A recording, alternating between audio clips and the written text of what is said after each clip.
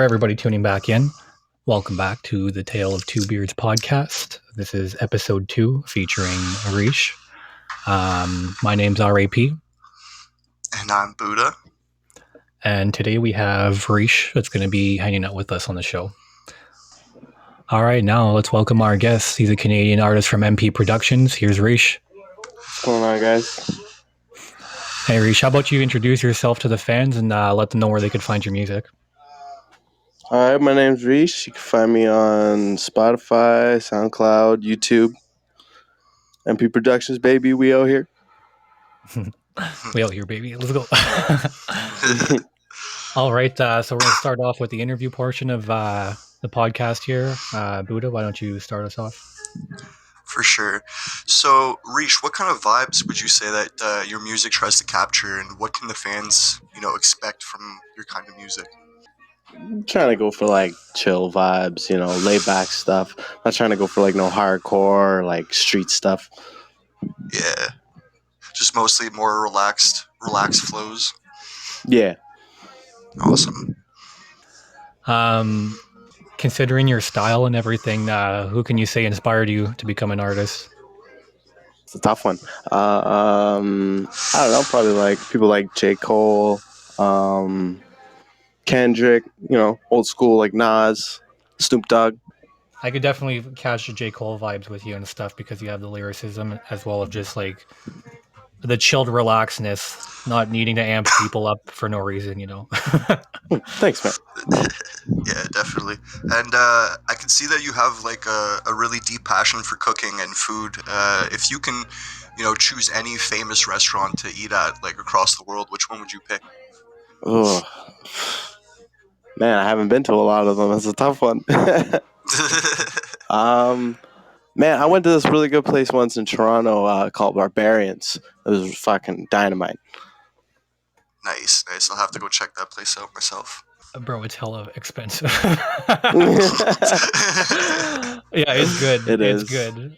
But yeah, it's hella expensive. I've been there. Damn. I'm gonna have to save up for it then. Oh, hell yeah. So yeah, as you know, Drake is an ambassador for the Toronto Raptors. If you had any team to be an ambassador for in like any sport at all, what team would you pick? The Raptors. Come on, man. Just take over Drake's throne, right? Just like that. Just take it. No questions asked. None. That's hilarious. And let's say if you had the opportunity to work with any artist, dead or alive, who would you choose and why would that be? Oh, dead or alive? Yeah. Bon Jovi, dead or alive. Man, I'd have to take Big Pun.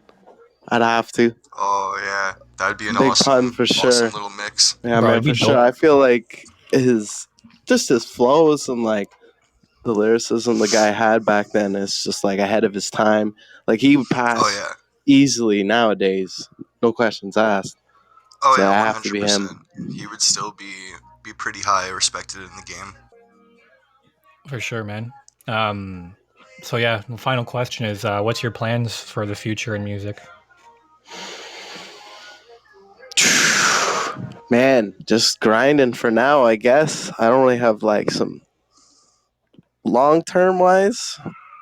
I don't know. I don't really look that far, I kind of take it bit by bit. So like look a little bit in the future, but not too far in the future, you know what I mean? Worry about what's going on now kind of thing. So it's hard to say, man. I'm going to keep trying to grind the way I've been and go from there. Definitely, man. It's good to do that though, because I feel like with some people who have like long-term goals, they kind of get tunnel vision and they forget about what's happening around them during that time. It's all about the small steps sometimes, Exactly. It takes a lot of small steps to get to those big steps. Mm-hmm. Yeah, 100%. All right, awesome. So now we're going to move on to our Quiz the Whiz portion of our podcast. Basically, before the show, we message our guests. We get him to give us 3 subjects on what they think they're the most knowledgeable on. Then we ask him questions. We give him 10 questions. And yeah, let's see how Reesh does. Let's go. Woo. All right, so my first question is in the basketball category. So, who in basketball history was known as Dr. J? Oh my. Oh my. I'm going to be honest. I probably don't even know, but I'm going to take a wild guess and say.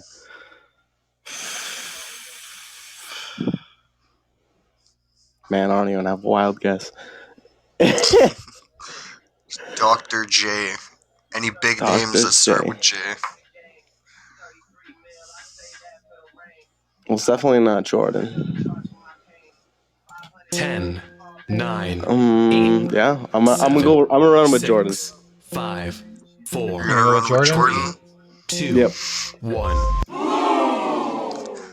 Unfortunately, that is not correct. The answer Bad was Julius Irving. Julius Irving.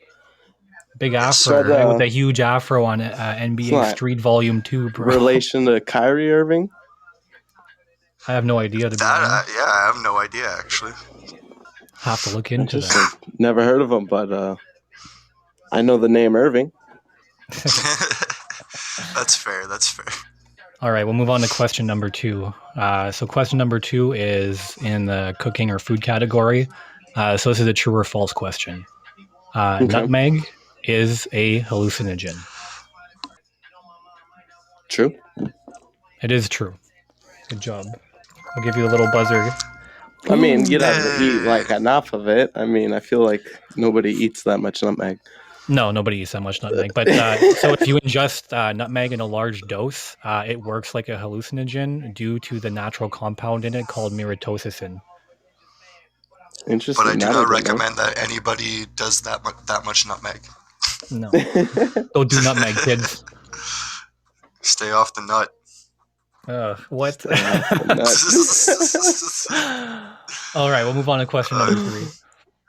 Alright, so my next question falls again into the basketball category. Oh no. Which famous player was the first player to win 8 NBA scoring titles? Who's the first to win 8? Yes, sir. The first player to win 8 NBA scoring titles.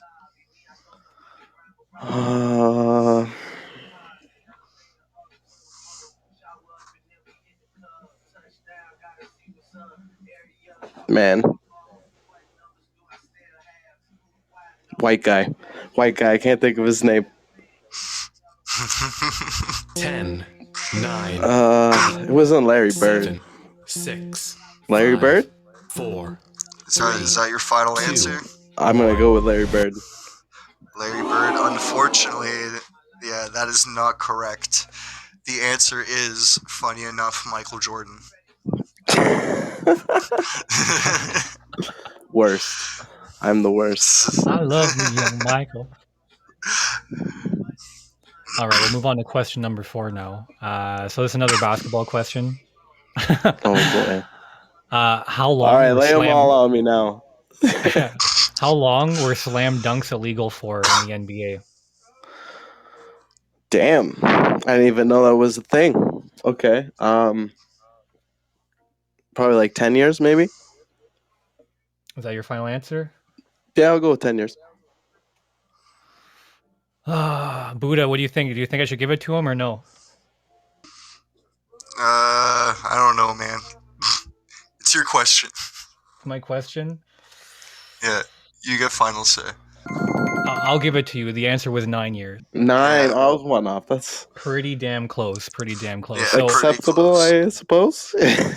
I'll give it to you. So Alright, yeah, it was thanks, between the man. years 1967 and 1976, around the time Wilt Chamberlain was playing. Wilt Chamberlain was one of the only handful of basketball players that was actually able to dunk, so they deemed it unfair that some team had dunkers and some teams did not. Okay. I figured it was early on in the NBA like history that they didn't allow it. Yeah. Yeah. Most definitely. I had to imagine it was probably because most of the players were white and they couldn't. That's what I said when I was writing this down, to be honest. Not every team had a Wilt Chamberlain to fucking play basketball for them. Right. All right, so my next question falls into the skateboarding category. Ooh. So, and it's a multiple choice question. Which of these All right. skateboarders was the first person to ollie the El Toro High School stairs? Was it Dave Bashinsky? Was it Ali Boulala? Was it Ryan DiCenzo? Or Don Nguyen? I don't think I said that right. What was the name of the stairs again? The name of the stairs are the El Toro High School stairs. Yeah, like that. That's what I meant. Like the spot. Okay. I'm gonna say Ali Boulala. Unfortunately, that is not correct. The correct Okay. answer is Don the Nudge Nguyen. He ollied the massive 20-set stairs on his first attempt in 2001. 20 stairs on his first attempt. That's pretty Crazy. nasty. When you asked me that question earlier, I also guessed Ali Boulala right away. I'm like, dude, that guy seems nut bar. He'll do 20 steps first try. I remember Ali Boulala doing a stair set as this I think being the think first to Ali do a stair set. I Boulala- just might have been confusing the spot. I think he might have did the Leons, if I'm not correct. I know he did the same one as Jaws. It was like Yeah, It was the same one the as Jaws. 25, Yeah, 30 steps or something like that. 27. All right, so we're I gonna move know he on didn't get it on his to first try. question number 6 now. This one's another skateboarding question. All right. What was the original name for skateboards?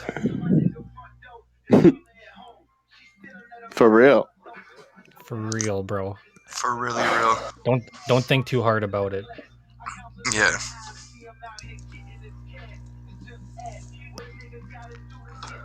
The original name of skateboards.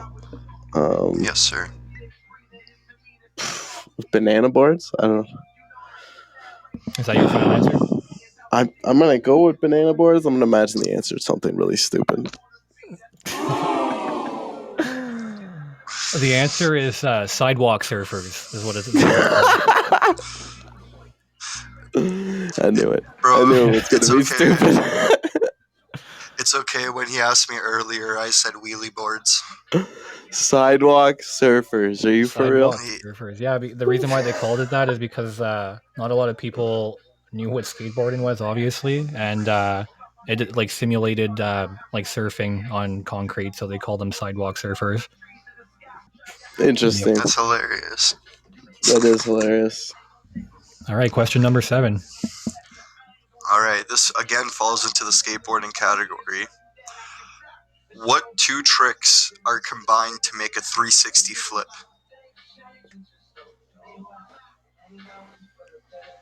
Kickflip and a pop shove. Oh no! I'm gonna say varial and a shove. Is that your final Yeah, answer? Is that sounds varial and a better shove? to me. Mm-hmm.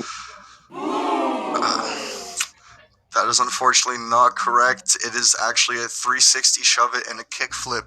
If you would have stuck with your original answer, I would have gave it to you. Well, I said shove. I didn't say 360 shove. Well, you said that's shove fair. and kick flip. True. Yeah, I would have gave it to you. I guess Damn. having the 360 shove in there makes it like do that varial kind of flip, so you wouldn't need to do a varial. Yeah, The 360 makes flip, sense. yeah. We all learn. It's okay. All right, question number 8. This one is about cooking or food. It's a true or false question. Farmed salmon is naturally pink. False. Hey. Bam. So it is false. Wild salmon is naturally pink because of all the shrimp that they eat, and farmed salmon is dyed pink because they have a completely different diet and end up being white. Yes, and it's disgusting. Don't eat fucking farmed salmon. No. It's gross. They like deteriorate their entire lives. It's gross, and they swim in it. And they swim Farmed in fish doesn't work. They swim in their deterioration. Yeah, it's gross. You All right, heard question it here, 9. folks. All right. Question 9 falls into the food category. Oh boy, we're good at these ones. What does Doritos actually mean?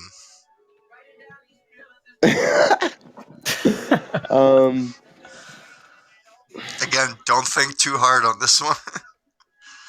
I'm gonna imagine Doritos means like same thing as tortilla. I mean, hard, crunchy shell. You're going with hard country shell? Yeah. That's your final answer? Okay. Doritos actually stands for, it's Spanish for little golden things. Little golden things. Didn't know that. I never really Yeah. thought about the name before either. Me neither. I didn't know it was an actual word, but apparently Nah, I Doritos don't is have little to. golden things. Now you know. Makes sense. All right. They're pretty This gold, is the final question. Number boy. 10. It's a basketball question. We're going back to basketball because you did really great on all the other basketball. Okay, so this is a double question, okay? So you could get one right or both right, whatever. All right? You'll get Okay. 2 points if you get both of them right. So who was the youngest player to start an NBA game, and how old was he when he started?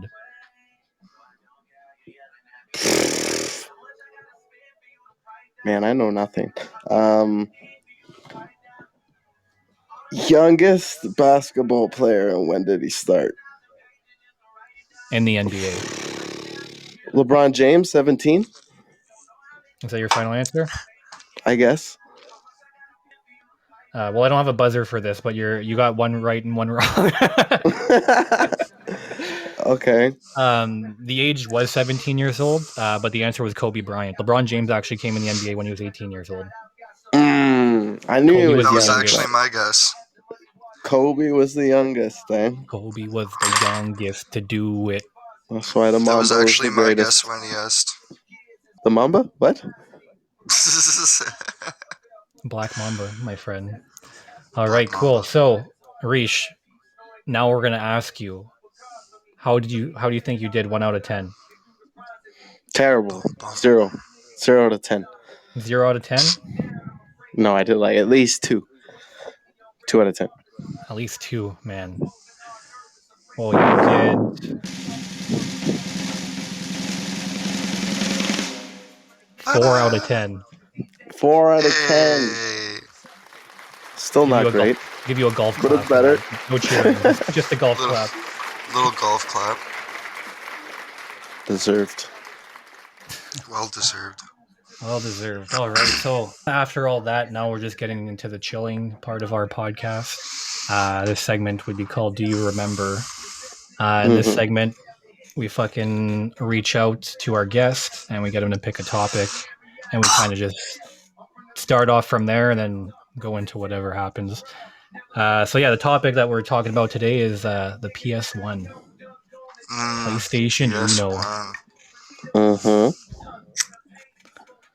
Man, I remember when I was real young going to my aunt's place in Ottawa, and we played the PS1 game, and it sticks in my memory so much because it was so funny. It was like just this trivia game, and you would just answer questions about things.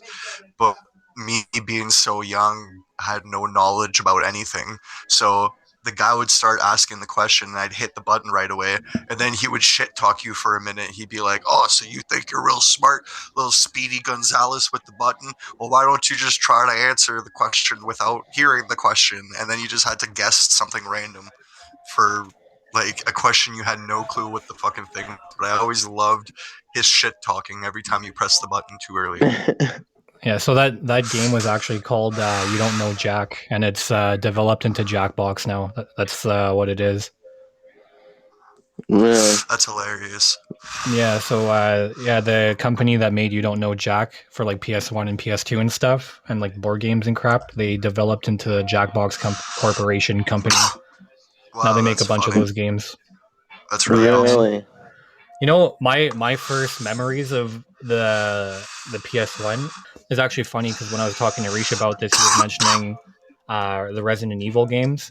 Was so Buddah and I growing up didn't have the same dad. For anybody who doesn't know that, so his dad was my stepdad, was my dad or whatever for a while, And I remember when Aaron was a kid, or sorry, Buddha was a kid, he'd go to sleep, and I'd go downstairs to go see his dad and my mom, and they'd always be playing PS1, and they'd be playing Hot Shots Golf, or Resident Evil 1. And Resident Evil 1 was like the first game I was exposed to as a kid, and terrified the shit out of me. I was scared of zombies for like, bro, I was like 5 or 6 years old.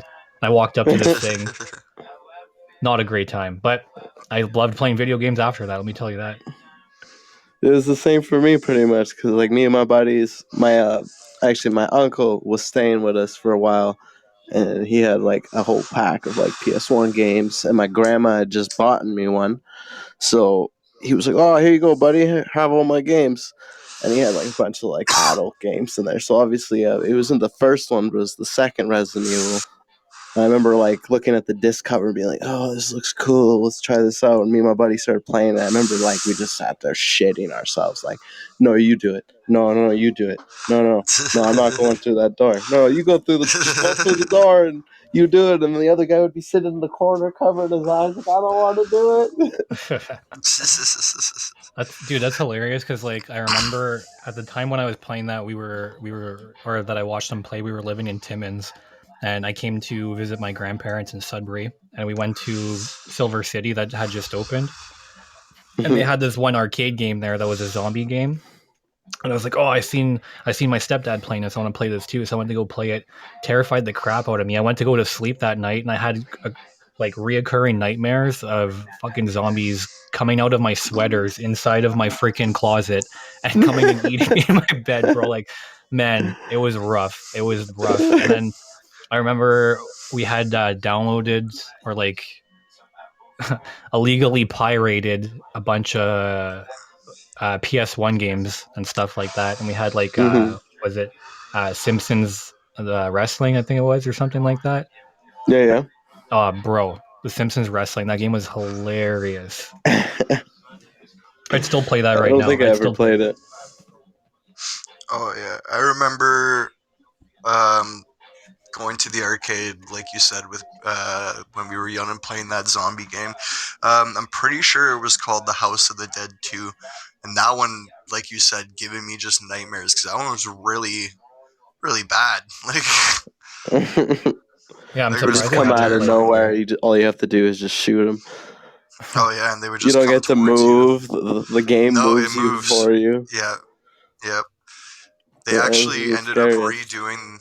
They ended up redoing that game. I saw it not too long ago. It made me laugh, but it's like to I guess to help people learn how to type. So instead of like aiming your gun and pressing like the shoot button, they give you a word and you got to like type it out real quick. what the And you fuck, got to dude? like yeah, I know it made me laugh. I was like this is just stupid.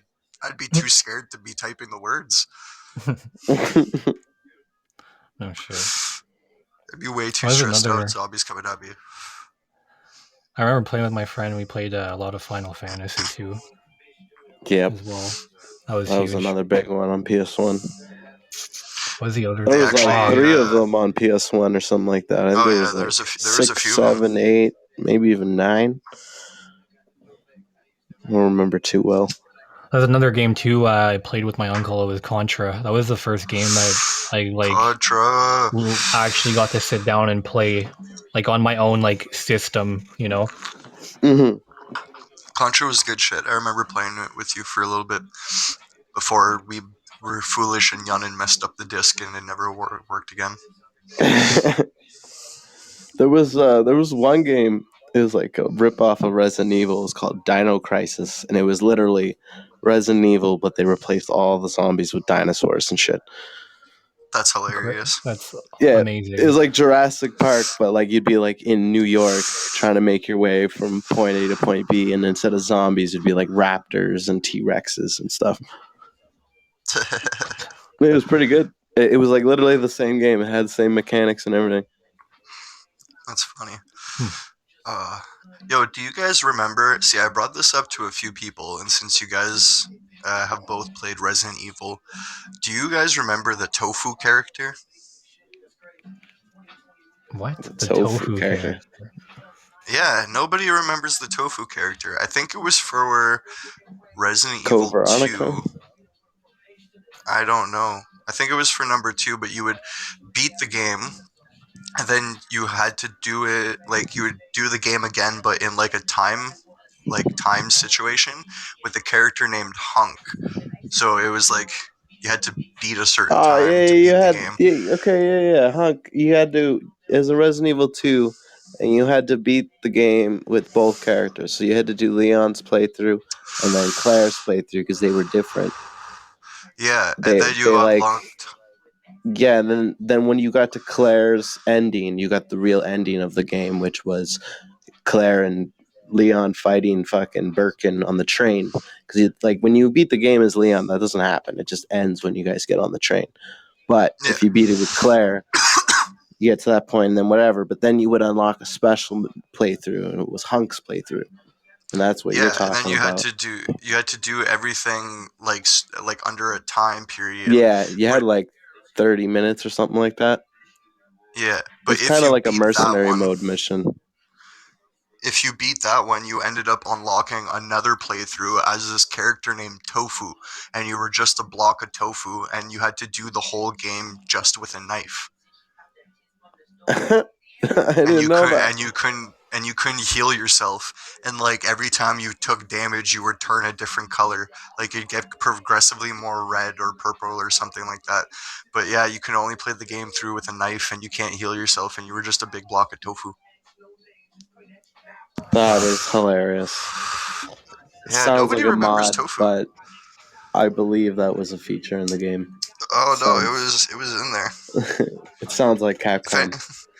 if anybody remembers tofu, let us know. I need to be validated for this. No, I think for the most part, I played. Man, holy crap! Have I ever had so many hours on Resident Evil 4? Oh yeah, That game was Oh it huge. yeah. was a classic. The Chicago typewriter, and actually with the fucking Well, the typewriter the was armor kind of suit. in all of them. It's kind of the Yeah, trademark. it was what? No, it was the Infinite one though. Was not in Resident Evil 4. They had the Infinite Chicago typewriter. Yeah. Like every time you came across one, you could use it. They took out the ink ribbons. That's what it was. Because in the originals, you had to find ink ribbons to make a save, and if you didn't have an ink ribbon, you couldn't save.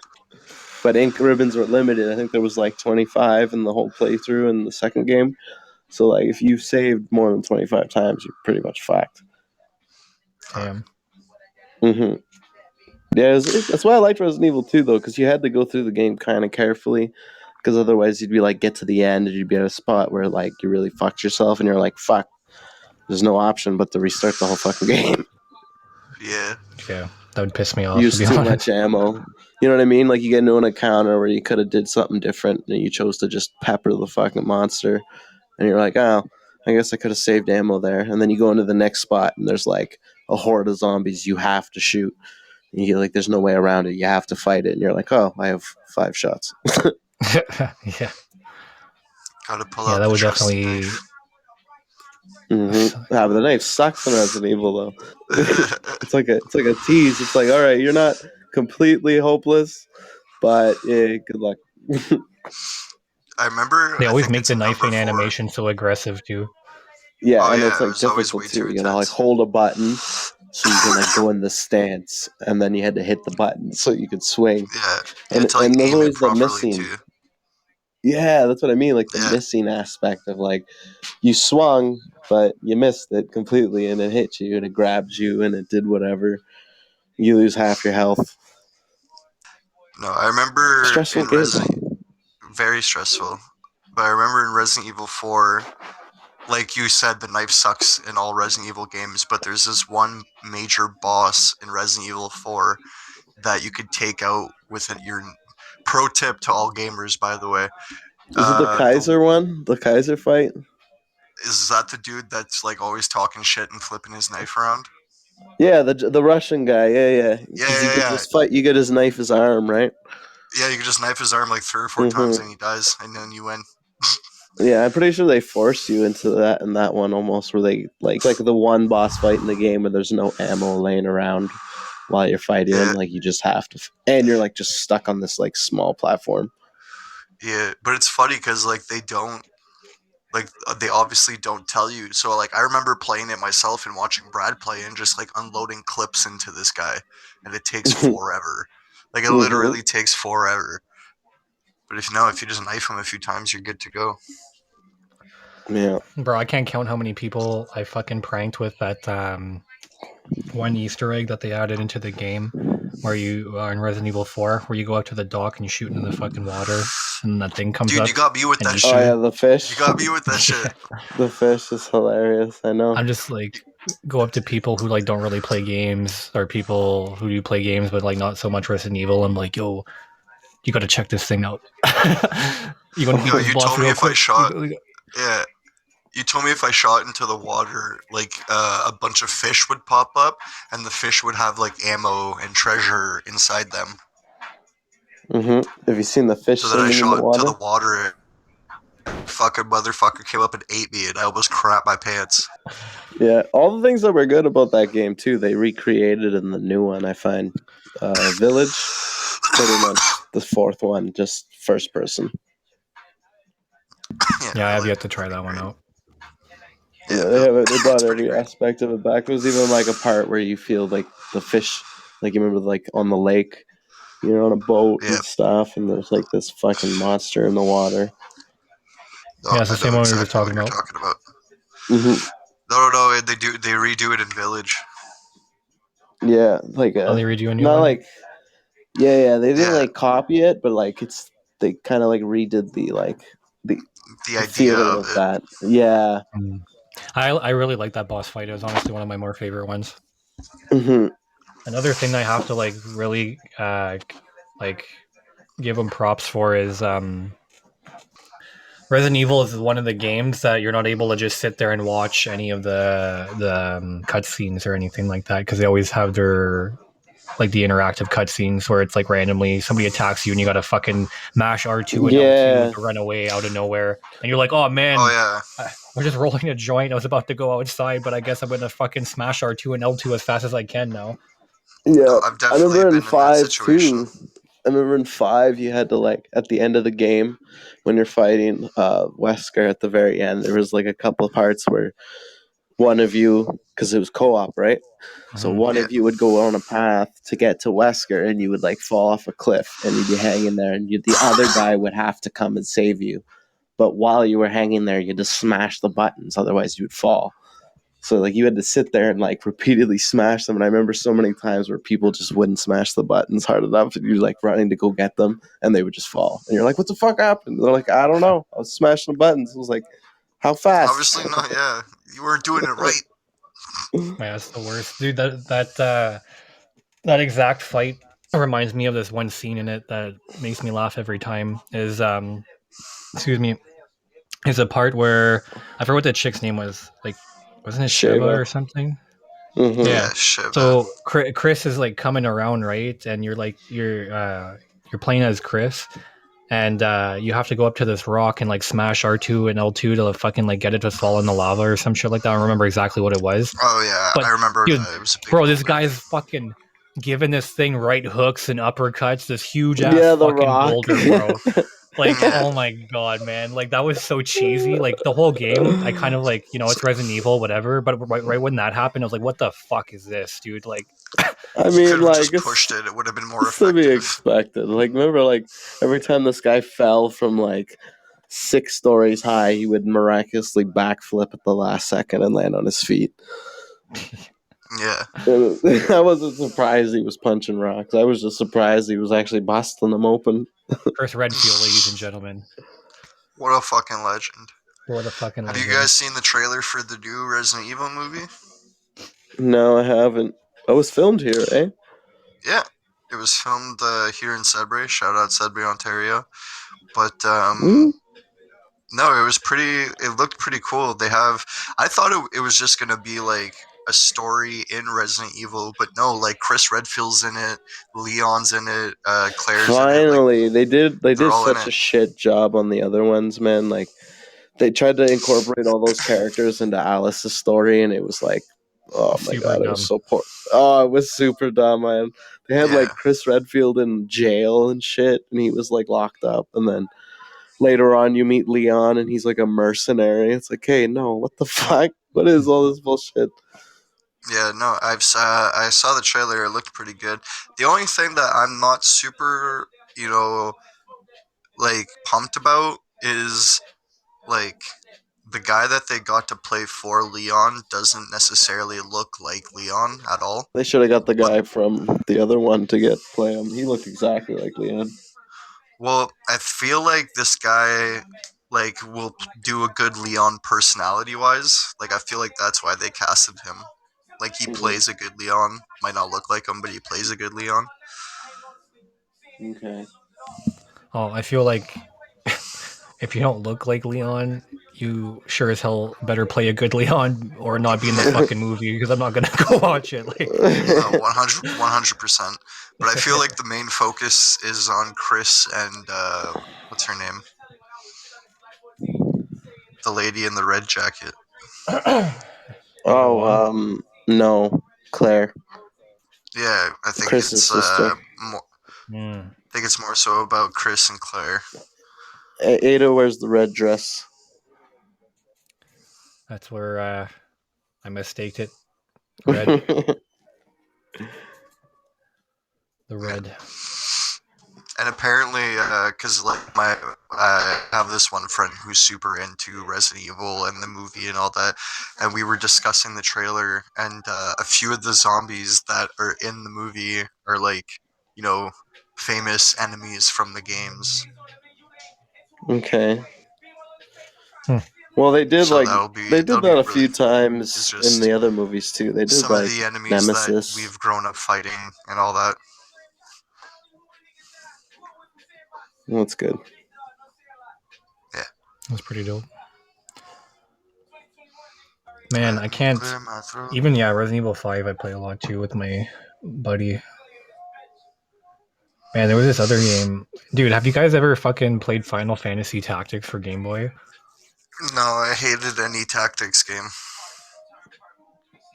Oh man. It was pretty similar to 7, wasn't it? It was just the turn-based aspect.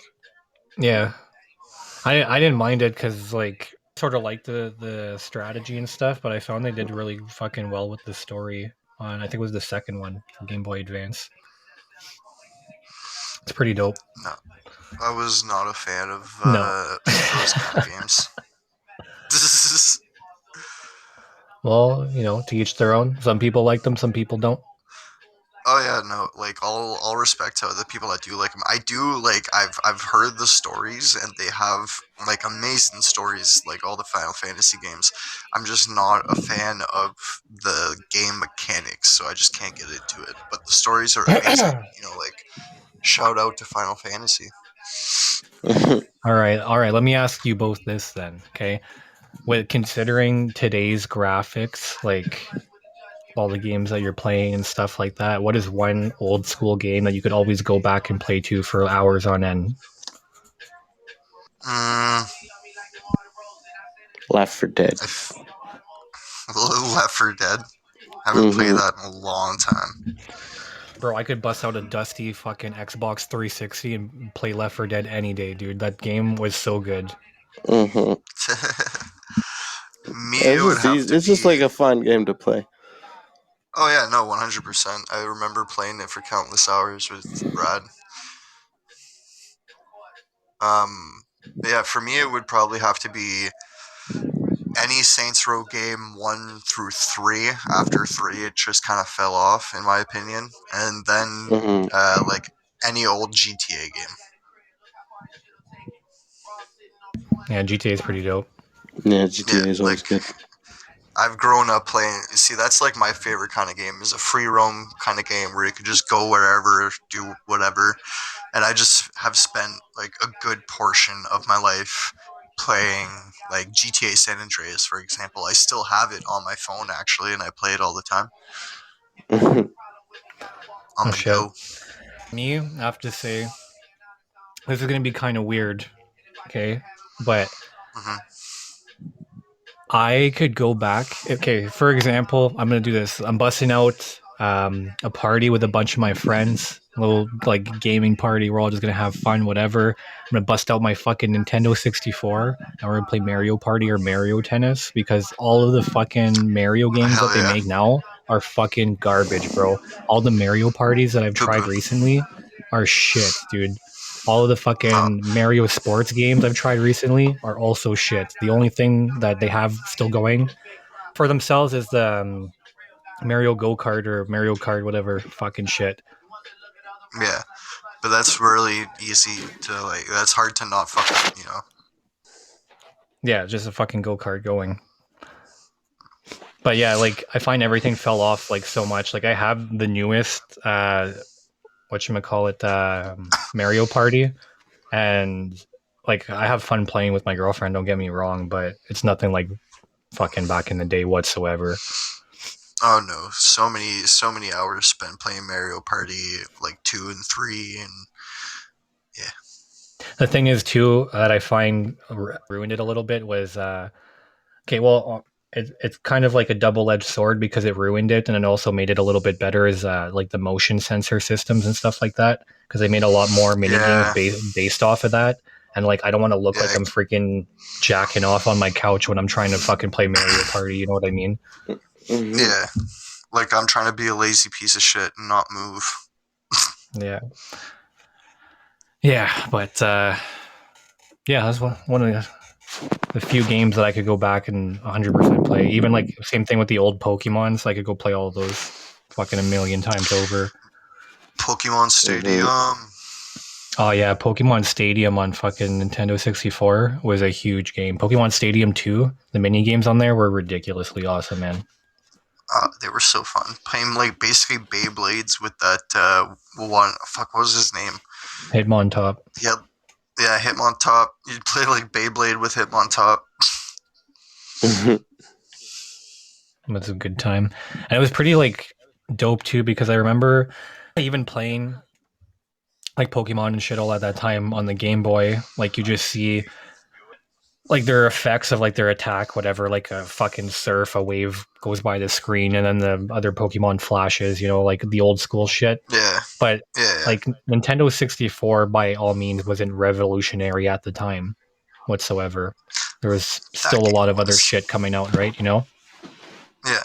But the fact that they were able to make like a Pokemon game at that time and also have like the visuals that they had for the attacks and everything, like during the actual fights, that was really crazy to me. Still is to this 100%. day. Yeah. For sure.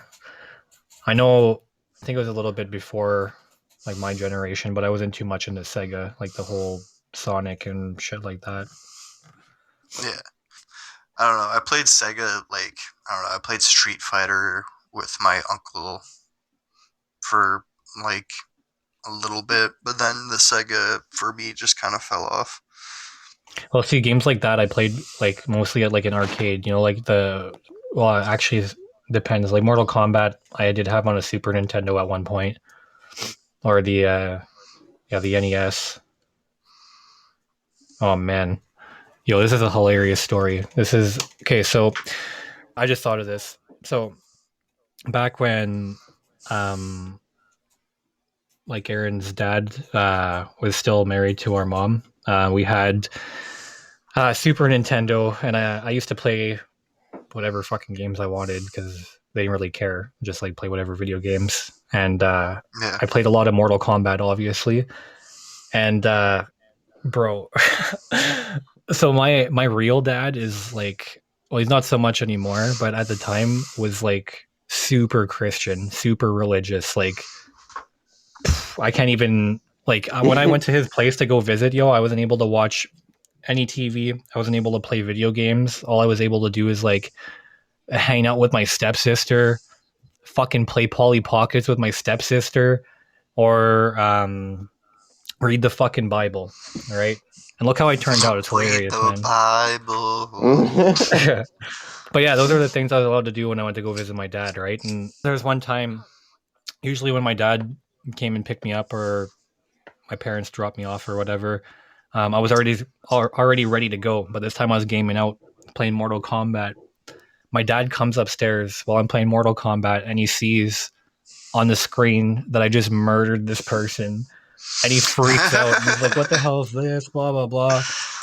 We get to his place and like he gives me like a whole freaking speech. I get back home. I don't have Mortal Kombat anymore for the fucking Super Nintendo. They took it away from me and stuff. But bro, I was so pissed. I loved playing that game. And he just came in. He's like, Jesus wouldn't appreciate this. And I was like, Fuck you. okay. Oh Like, my God. fucking, you tell him to come down here and we'll settle You this just face to ripped out face. You another know what I man's mean? heart. Exactly. Tell him he could I be can't- player number 2. I'll wreck him in a game. Exactly. I couldn't If remember. he beats me, you have to I beat couldn't me remember first. exactly like what happened, but I felt like it would have been hilarious if he just stepped in and just like fatality right away. I'm just fucking murdering someone, pulling their spine out of their fucking. Oh yeah, dude. Feeding them their own heart. Oh man, Mortal Kombat is such a dope game. Shout out Mortal Kombat for sure. Mm-hmm. I think they have Mortal Kombat X for free this month. Oh man, dude, the one time I went to go visit my dad, same dad for everyone. And Same dad. he busted out a Nintendo 64, and this was like I think when I was like 14 or 15 or something. And I was so surprised because, like I said, he never let me like play video games, nothing at all. And we played this Sea-Doo racing game, and I was just like so surprised how like into it he was, right? And then the next time that I seen him, because I didn't really I don't see him very often. We were at my grandma's place. I brought my Xbox and we played UFC Undisputed 2. So we went from CDU games to me playing UFC games with my dad, and he was saying like he always picked Anderson Silva because Anderson Silva looks like my dad, except like my dad's white and not black. But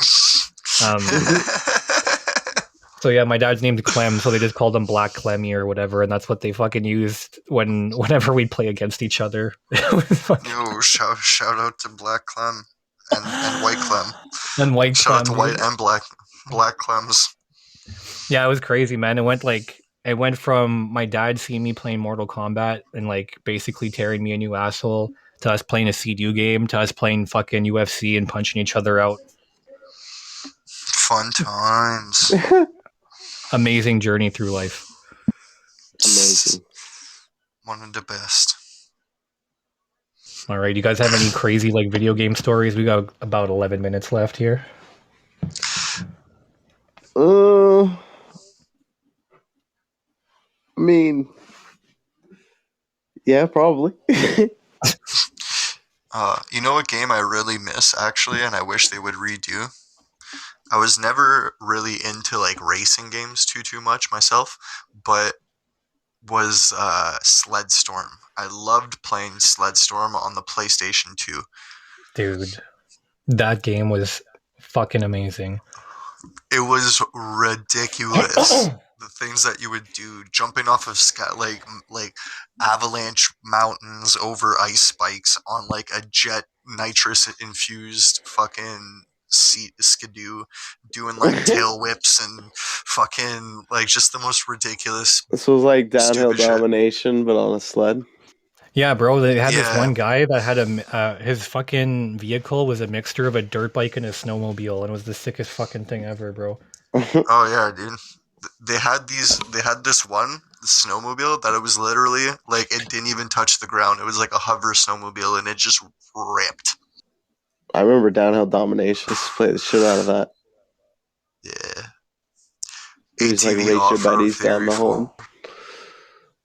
Oh, I wish they would remake that, like games like that, where it was just like, because like, I don't know, I've never got into just like the regular racing games like Forza and like Need for Speed and all that. You know, I just meh. You know, nothing crazy's happening. But like games like that, where it's just like everything around you is chaos 24/7, and you're just ripping through and doing crazy tricks and just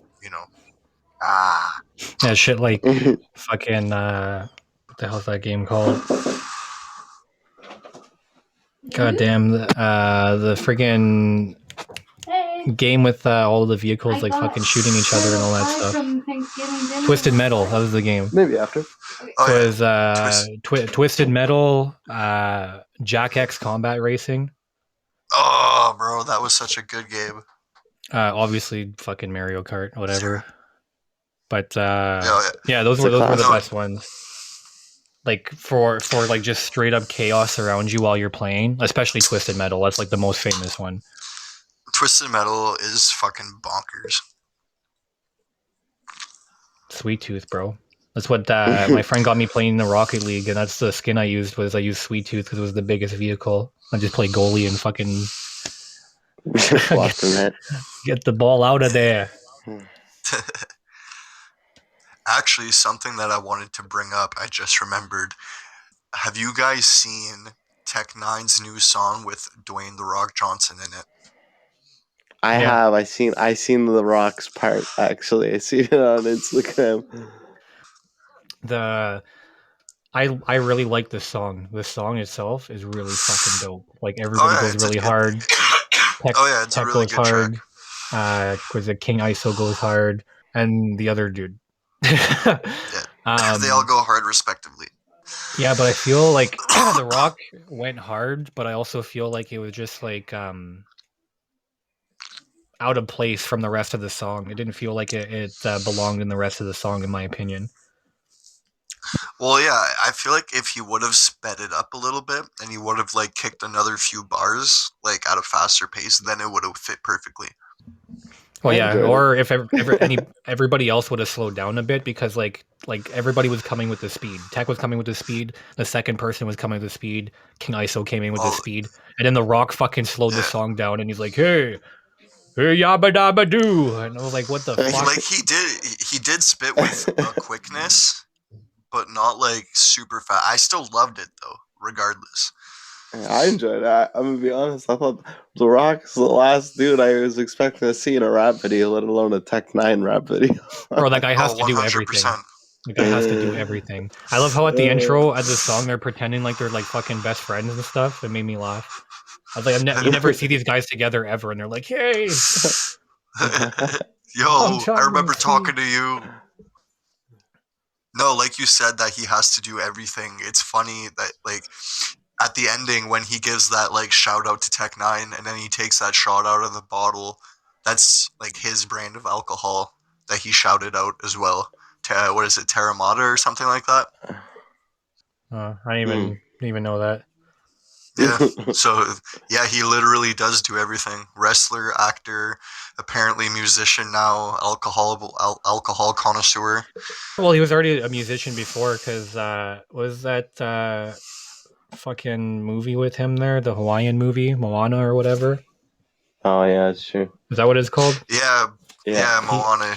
Yeah, so he actually sings in that. So like his vocal range is actually pretty like impressive. 100%. In that song. Well, he used to sing all the time while he was wrestling on WWE, just stupid little songs, you know.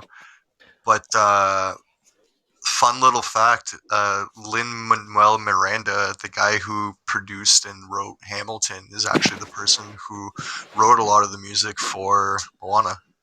But yeah, man. So what I wanted to ask you guys is, do you think Tech 9 wrote The Rock's verse, or do you think he wrote it himself?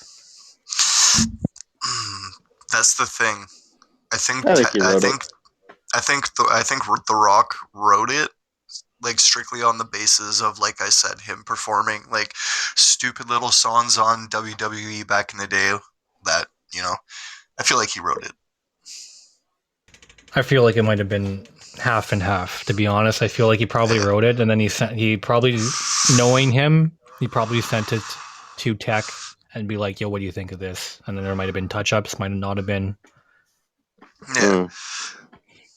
Yeah, because a lot of people, I was reading the comments, and a lot of people were saying that Tech wrote his verse for him. And I was like, you know what? I'm not too sure, because listening to his verse, it doesn't sound like a Tech 9 verse whatsoever. You know, Tech is really like specific and intricate on rhyming syllables and like how many syllables are in every single fucking sentence and rhyme scheme and bar. You know, and I didn't get that vibe from The Rock's verse. No, and like again, like you said, Tech Nine is very intricate, and he knows what he's saying when he's saying it. And if you look at the Rock's bars, like they were really cool, they were really sick, but they weren't super intense and deep and like intricate. You know, they were just pretty aight, and they sounded dope. Yeah. But all right, so we're going to be moving on to the last segment of the show. It's basically called This Guy. So every week, Buddah and I, we pick 5 people that we think just did a bunch of stupid crap, either recently or in the past, and we just like to bring them up. So the reason why we bring somebody up in the past is just to make sure that they never forget how goddamn stupid they are, all right? So we'll start off with number 5. If Buddah, you want to start off?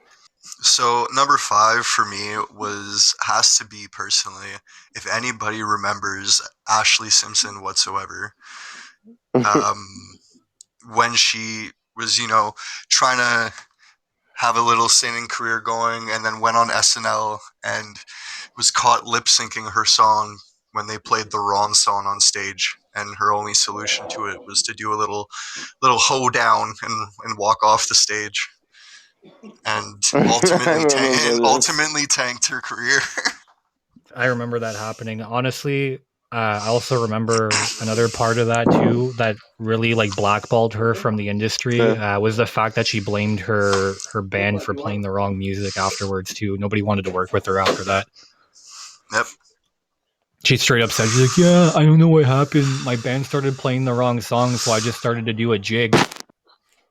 But it's like the lyrics were playing, and you weren't even singing.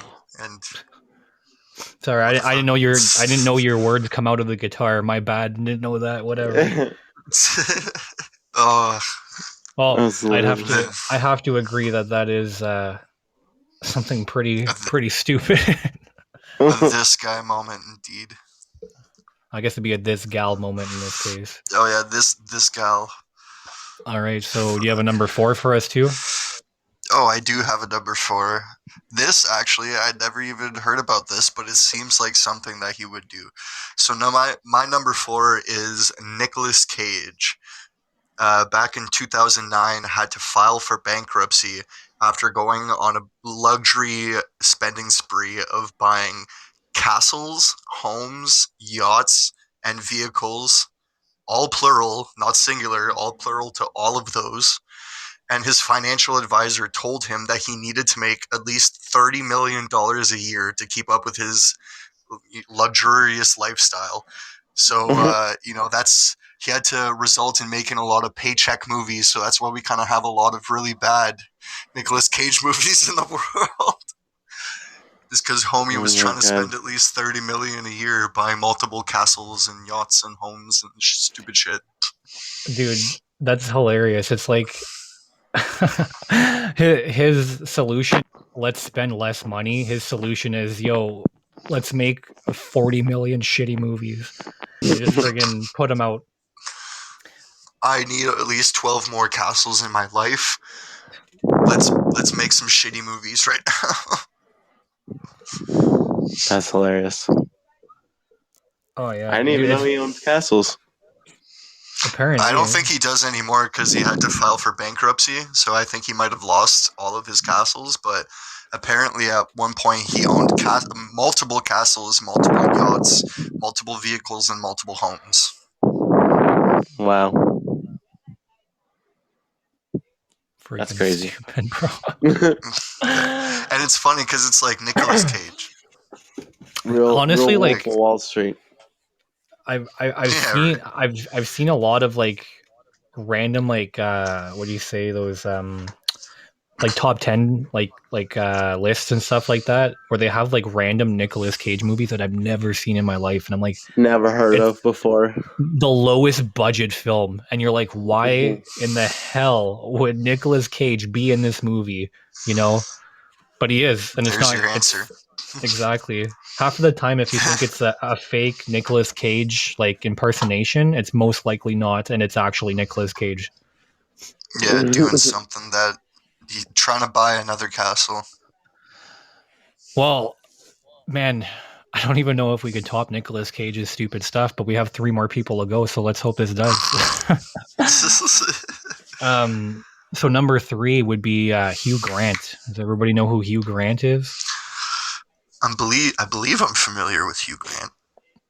So yeah, this guy was married to Nicole Kidman for a while in the 90s. Oh, yes. Nicole Kidman. Yeah, so this guy got caught in 1995 receiving oral from a sex worker on Sunset Boulevard in his car, bro. So, Legend. first of all, I would like to point out the fact that Sunset Boulevard is probably one of the most busiest places to be parking your fucking car.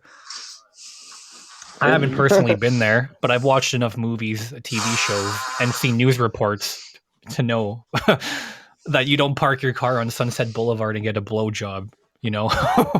No, because that's literally like you said, the most poppin' spot. Someone's just gonna walk up and be like, "Oh my god, that's Hugh Grant getting a blowjob in his car." Exactly, and in your own vehicle, man. You're a international freaking man of mystery. You know what I mean? Like, this guy's straight up like Powers now. no, this guy just straight up doesn't give a shit. He's like, I'm taking the Mini Cooper, and he goes for a ride and comes back. All of a sudden, the Mini Cooper's on the news as some guy getting a blowjob in it. Like, what the fuck, you know? Stupid. Poor Stupid Nicole. That's hilarious. Good yeah, job, I feel bad. Good job. Good job. Wonder if he had a huge cock. So our number 2 goes to Kendall Jenner. So this was in 2017. She was in a Pepsi commercial. I don't know if you guys remember this Pepsi commercial. For any of you guys listening that never seen his Pepsi commercial, it's still Googleable. So you can go on YouTube, go on Google, check it out. You guys need to watch this because it's messed up. So anyways, in April of 2017, Kendall was basically in a completely tone-deaf Pepsi commercial that mocked the Black Lives Movement and all of the stuff that they did. Oh my god. And then afterwards, when people asked her to apologize, what she told everybody was that she doesn't see anything that she needs to apologize for. So she made the situation even worse afterwards. Wow. Smooth. Yeah, man. Smooth. You just like, you're selling Pepsi. What? That's all I have to say is what? Why? Where does the BLM come in play when you're trying to fucking sell a can of Pepsi? Like, Yeah, I know. Right? Man, I don't want to be sexist or anything, but sex sells, you know? Yeah. If you have consent and permission for someone to do so, well then, you know, just like if she wants to, I'm not saying expose herself, but if she wants to, like, you know, be sexy in like a bikini, eat a hamburger next to a big black truck or something stupid like that while drinking a Pepsi, all the power to you. But I don't know what the fuck they had in mind when they were thinking about this whole Pepsi commercial. Like, Yeah. Oh, Jesus. Dummies. oh man. Straight up dummies. So the number 1, and this king deserves a crown because he's the only person that could top all of the people on our stupid idiot list, is Ja Rule. Okay. So Ja Rule, I don't know if you guys remember what he did, but he made this little festival called the Fire Festival. Oh yeah, I remember what he. Okay, I heard about this. Yeah, there's a little documentary that came out about it too. I don't know if it's still on Netflix. I might have got it, take it down, but you guys could search it up online. So this Fire Festival, I don't want to get most of the details wrong, but basically, it was a festival that Ja Rule and this other promoter decided that they were going to throw on this private island, or not this private island, but this island, and they were getting all these people. They were selling tickets.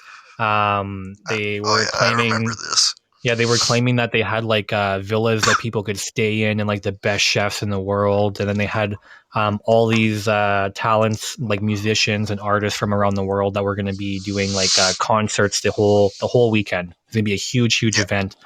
And people got there and, excuse me, there was no houses, no villas. They all stayed in tents. Their chefs that they had, like master chefs, were like 2 meals a day or something like that, and the rest of the time they had bread and water that they were allowed to eat, and they weren't allowed anything more. So it was like really, really super basic, like third world country type of stuff there. Oh yeah. And all of the people who were promised, like Kid Cudi, fucking Kanye West, all these other people, half of them backed out. And there's also a huge portion of them that were never even contacted to be in the event. They just used their names because they're big people. That's hilarious. So yeah, like Ja Oh Rule my didn't God. even like ask like any of these people to be part of the event, and he was using their names and their likelihood. Like, And like I remember seeing some things about that, and like I remember what was it, the first night that everyone had arrived, like they didn't even like, yeah, like you said, they had tents, but they didn't even have assigned tents. So like there's people who have videos and have stories of like people just rolling up into their tent because everyone obviously, you know, because everyone was trying to party, but yeah. people just rolling up into random people's tents, and like people just getting lost, and people just like, you know, Doesn't sound like like a good waking up. time. Yeah, waking up next to people like throwing up in their tent and shit that they don't know.